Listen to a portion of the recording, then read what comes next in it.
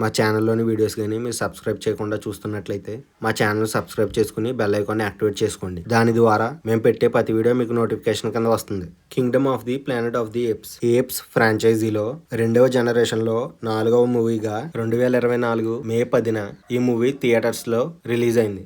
Ball ఈ మూవీని direct చేశాడు. స్క్రీన్ ప్లే స్లోగా ఉన్నప్పటికీ మూవీ బాగుంది. ఈ మూవీ సెకండ్ జనరేషన్ కి చెందిందని ఎందుకంటున్నానంటే 1968లోనే మొదటి పార్ట్ అయిన planet of the apes release అయింది. దాని తర్వాత కంటిన్యూషన్ గా 4 పార్ట్లు రిలీజ్ అయ్యాయి. 1973లో వచ్చిన battle for the planet of the apes మూవీతో ఈ జనరేషన్ అయిపోయింది. కానీ ప్లానెట్ ఆఫ్ ది ఏప్స్ మూవీని 2001లో రీమేక్ చేశారు. 2011లో రిలీజ్ అయిన rise of the planet of the apes మూవీతో ఎక్కువ కలెక్షన్స్ రావడం వల్ల 2014లో dawn of the planet of the apes గా, 2017లో war of the planet of the apes అని రిలీజ్ అవుతూ వచ్చాయి. ఈ పార్ట్స్ లో ఎక్కువగా చింపాంజీలకు తెలివి ఎక్కువైన తర్వాత ప్రపంచాన్ని ఏలుతున్న మనుషుల పట్ల ఎటువంటి డిఫరెన్సెస్ చూపిస్తాయో, అలాగే అనర్థాలకు యుద్ధాలకు ఇవి ఎలా కారణమవుతాయో అనేది చూపించడం జరిగింది. అయితే సీజర్ చనిపోయాక వానర సైన్యానికి ఏమైందో అనేది చూపించకుండానే ఈ మూవీ ఎండ్ అవుతుంది. ఈ మూవీ మెయిన్ స్టోరీ వచ్చేసి సీజర్ చనిపోయిన 300 సంవత్సరాల తర్వాత ఏప్స్ అన్ని కలిసి వాటి సివిలైజేషన్ ని పెంచుకుంటూ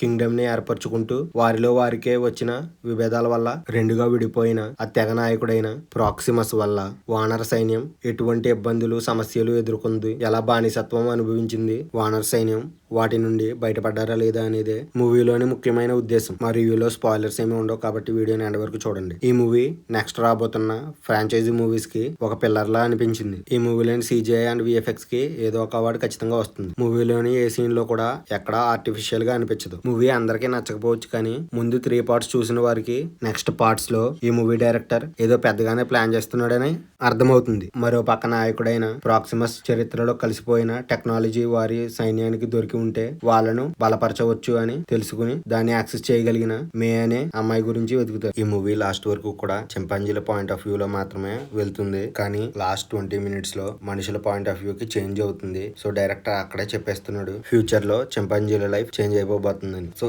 ఈ వీడియోకి ఇంతే గైస్. మా ఛానల్లో వీడియోస్ కానీ మీకు నచ్చినట్లయితే please like, share and subscribe.